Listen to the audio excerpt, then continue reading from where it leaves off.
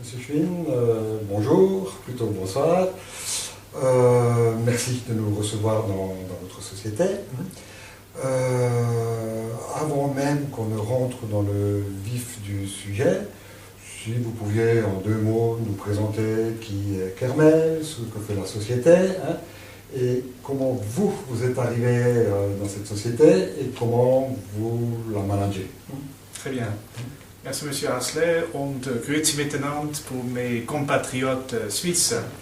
Donc tout d'abord en ce qui concerne la société Kermel, c'était autrefois une filiale du groupe Rhône-Poulenc qui par la suite c'est devenu une filiale du groupe Rhodia et depuis 2002 nous avons fait un management buyout. Donc aujourd'hui c'est une société qui compte 70 salariés. Donc selon les standards français c'est une PME.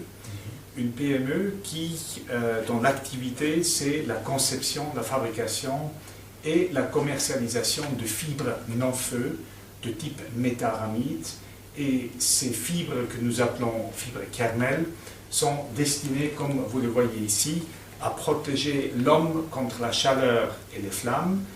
Donc nos fibres sont utilisées dans le monde pour habiller les sapeurs-pompiers, les militaires, le maintien de l'ordre, ainsi que l'industrie pétrochimique et pour les utilités électriques. Et depuis peu, la société Kermel s'est également diversifiée dans le domaine des applications techniques. Alors moi-même, j'ai eu un parcours au sein de Rhône-Poulenc et je suis arrivé à Colmar, dans cette belle ville, en 1999 pour prendre la direction générale de la société Kermel. Et auparavant, vous avez déjà travaillé dans une société suisse aussi, ou en Suisse même? Alors en fait, j'ai démarré ma carrière au sein d'une filiale du groupe Rhône-Poulenc qui s'appelle Visco Suisse à Emmenbrücke, ce qui m'avait donné le goût pour les fibres synthétiques, polyamide et polyester. Et ensuite, j'ai atterri assez rapidement au sein de la maison mère, Rhône-Poulenc en France, pour prendre différentes responsabilités. D'accord. Donc le fait de venir n'était pas une surprise dans le fait de venir dans une société française? En fait, une société en Alsace, ou la région Alsace, ou si on veut, toute la région du Rhin supérieur, Oberrhein, avec la Nordwestschweiz, avec le Bade-Württemberg. En fait, je retrouve là mes repères que j'ai connus jadis dans la Suisse alémanique. Donc, je trouve sur un plan approche culturelle, c'est à la rigueur beaucoup plus proche de ce que j'ai connu en Suisse, à comparer par exemple à la région Rhône-Alpes. D'accord. Est-ce qu'il y a des spécificités par rapport à une société suisse de gérer une société, de manager une société en France? Sans doute, il y a toujours des spécificités. Maintenant, je crois, dans un marché où nous sommes aujourd'hui dans la mondialisation et nous opérons dans une logique de globalisation, la société Kermel, in fine, il y a seulement 20% de notre production qui sont destinées au marché français. Donc, après, il y a au global 70% au niveau de l'Europe et 30% au niveau grand export. Donc aujourd'hui, nous avons une culture vraiment qui va au-delà des frontières et je pense que ces spécificités ont tendance un peu à s'effacer. Sinon, c'est une région très agréable à vivre et dont la main-d'œuvre est naturellement très très qualifiée et très fiable. On parle souvent, avec beaucoup de critiques, du 35 heures, de la fiscalité, de la difficulté du management du personnel en France. Est-ce que c'est vrai? Là, je dirais que ce soit au niveau du cadre réglementaire de façon générale, c'est parfois les contraintes, si on sait bien les gérer, on arrive à tourner les contraintes en son avantage compétitif. Je m'explique. Avec les 35 heures, cela nous a obligés à faire des efforts de productivité que nous n'aurions peut-être pas entrepris de la même façon. Donc parfois, les contraintes, que ce soit d'ordre social ou autre, ça permet aussi, si c'est mené avec avec réflexion, ça permet aussi de gagner en compétitivité et je dirais d'être un train en avance par rapport à la concurrence qui ne subit pas encore ces contraintes-là. D'accord. Donc même dans le cadre d'une intervention mondialisée, ce n'est pas un handicap pour vous? Non, absolument pas. Alors, il faut aussi préciser que la société Kermel, c'est une société de production, mais les effectifs aujourd'hui en recherche et développement et dans la partie commercialisation et marketing, nous sommes pratiquement au niveau du même effectif à comparer aux effectifs en production. Donc ça veut dire que nous vendons beaucoup de matières grises et à ce moment-là, c'est plus tellement une contrainte au niveau du marché de l'emploi ou du coût de main-d'œuvre. Donc vous avez mis en avant tout à l'heure la qualité de la main-d'œuvre, visiblement donc orientée production. Est-ce que la main-d'œuvre d'encadrement, de recherche-développement, vous la trouvez facilement? Nous la trouvons assez facilement, mais ça veut dire qu'il faut qu'on garde une dynamique en matière de ressources humaines. Il faut anticiper. Je crois que pour beaucoup d'entreprises, il faut être dans l'anticipation. Il ne faut pas se faire prendre par surprise. Donc, très tôt, nous anticipons, par exemple, sur des départs en retraite, et c'est très tôt que nous lançons le recrutement. Alors que ce soit un recrutement, tout dépend du profil recherché. Ça peut être des recrutements issus du bassin local, Alsace, ou, comme je l'ai dit tout à l'heure, y compris au niveau de la région géographique élargie, voire d'ailleurs en France ou l'étranger. Mais je crois que la clé du succès, c'est dans l'anticipation. D'accord. Et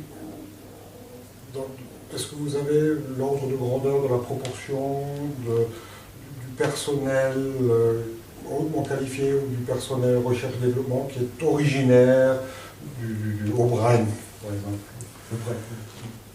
Alors, au niveau je dirais, au niveau des effectifs au global, il y a à peu près près de la moitié des effectifs qui sont, si j'inclus les techniciens et les agents de maîtrise, il y a à peu près la moitié des effectifs qui sont issus de la région. Oui. Parce qu'il faut aussi souligner que l'Alsacien est un travailleur très fidèle, donc il reste fidèle à l'entreprise, donc on a un turnover entre guillemets relativement limité.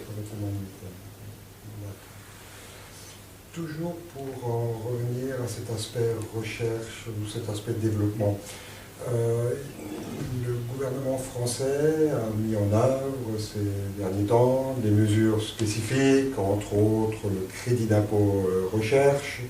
Est-ce que vous utilisez ce type d'outil ou est-ce que vous y travaillez? Absolument. Je crois que vous avez raison, M. Hassler. Il faut souligner les efforts menés par des organismes ou voire les collectivités. Et j'ai découvert personnellement, en arrivant en 1999 en Alsace, que nous sommes très très entourés par des organismes sur un plan local, voire axés au niveau national, pour bénéficier d'aides de toutes sortes. Mais il faut simplement faire attention de ne pas tomber dans l'assistanat, donc il faut bien définir son projet. Et nous-mêmes, nous sollicitons effectivement régulièrement des aides, que ce soit d'ordre financier, mais pas que d'ordre financier.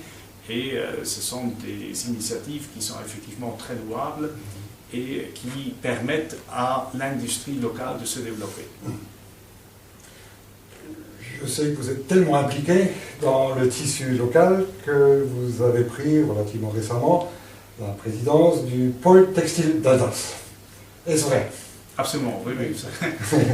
J'ai pris en effet la relève de la présidence d'un ami il y a quelques mois. Et c'est un nouveau défi par rapport à un tissu industriel dans le domaine du textile qui est assez conséquent et très varié. Et donc ça vous permet aussi, vous, d'avoir plus de liens avec votre environnement socio-économique. Tout à fait.